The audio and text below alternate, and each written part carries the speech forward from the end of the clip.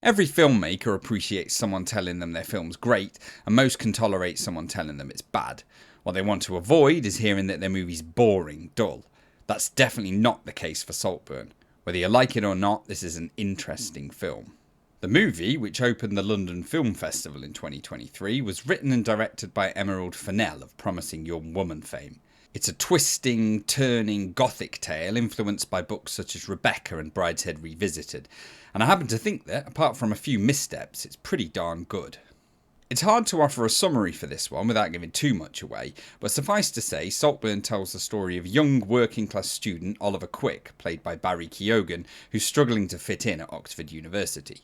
By chance one day, he meets Felix Catton, a popular and wealthy young man, played by Jacob Elordi, with whom he strikes up a friendship. Feeling sorry for Oliver after he receives the news of his father's death, Felix invites him to stay for the summer at his opulent family home, Saltburn. There, Oliver meets Felix's oddly eccentric parents, played by Rosamund Pike and Richard E. Grant, his sister Venetia, Alison Oliver, and Farley, Felix's cousin, played by Archie Madekwe. Hijinks ensue, of course, and for a while Oliver lives a carefree life he's never dreamed of. But like many dreams, this one soon starts to fade and slowly the inhabitants of Saltburn turn on each other. Can Oliver navigate the unfamiliar upper-class maze he finds himself in, and is there more to this naive working-class boy than meets the eye? As I said in the intro to this video, there's a lot to like about Saltburn. Many of the big releases leading up to Christmas were either superhero movies or saccharine schlock. Saltburn's at the other end from this. It's a serious film that explores some serious themes, how appearances can be deceiving, how the rich and poor treat each other, how far might one go to get what they want. The acting in the movie is mostly great. Not surprising really, as there are 4 Oscar nominees in the cast: Richard E. Grant, Barry Keoghan, Carey, Mulligan and Rosamund Pike. It's Keoghan taking the lead role who does most of the work. I've been a fan of his since I first saw him in Christopher Nolan's Dunkirk, particularly his recent, almost silent comedian-like Oscar-nominated performance as the village idiot in Banshees of Inisherin. But he's a little patchy in Saltburn. He adopts a Liverpudlian accent for the role, which I'm not entirely sure was necessary. The accent sounds a bit iffy to me, and I was definitely distracted by it. Even setting that aside, in some scenes Keoghan just doesn't carry the material this time, lacking a little presence. Thankfully, in most scenes he's decent though, bringing that loose, almost drunken flow to the role. A standout for me was Archie Madekwe, who plays the unpleasant Farley. He channels the sneering rich boy hanger-on perfectly, and I was thinking as I watched him that we're going to see a lot more of him soon.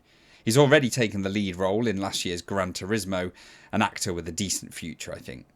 Lastly, I'd call out Rosamund Pike and Richard E. Grant, who are funny as heck as rich boy Felix's parents. They get some horrifyingly hilarious lines that had me laughing out loud, even if to achieve that they had to play caricatures of real characters. This unbelievability is one of the problems with Saltburn actually.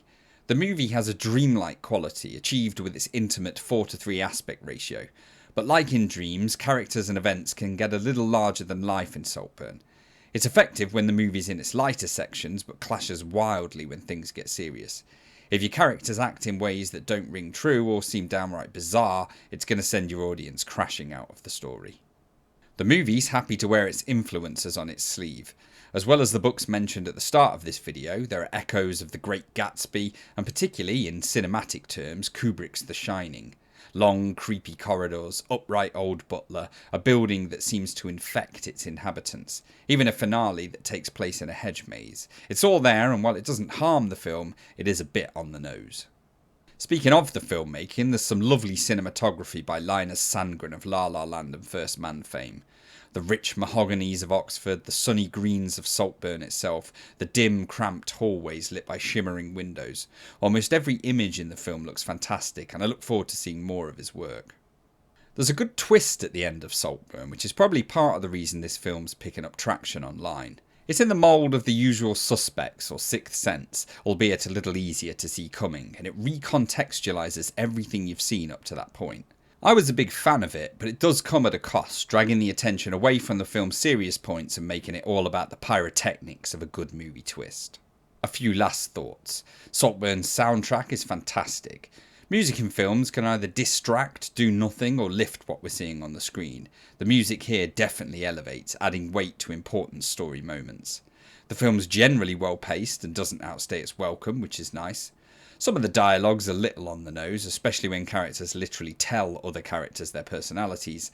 And lastly, there's a scene right at the end that might titillate a few people, but felt to me more like something just to put in to make a viral splash. Still, like the rest of Saltburn, it's hard to take your eyes off it.